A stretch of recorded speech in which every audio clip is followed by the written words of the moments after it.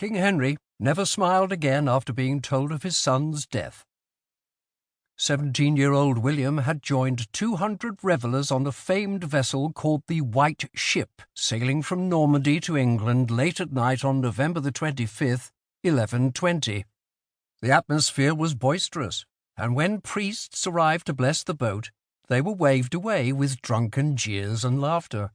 On board were the cream of the Anglo-Norman ruling class, whose grandfathers had won England under William the Conqueror, including 2 of the king's illegitimate children.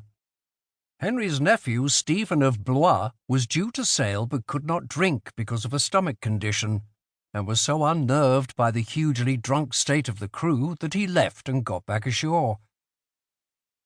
When the ship hit rocks barely out of Barfleur harbour, William dragged himself to a lifeboat but went back for his half-sister Matilda, one of the king's many bastards.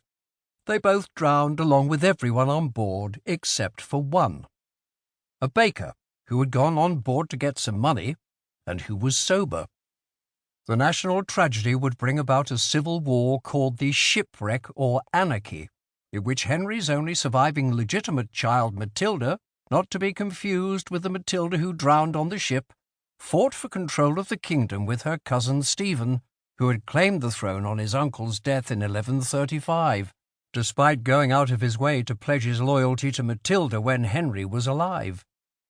It would end in the rise of a new dynasty, the Plantagenets, whose relentless greed provoked the leading barons into bringing about Magna Carta.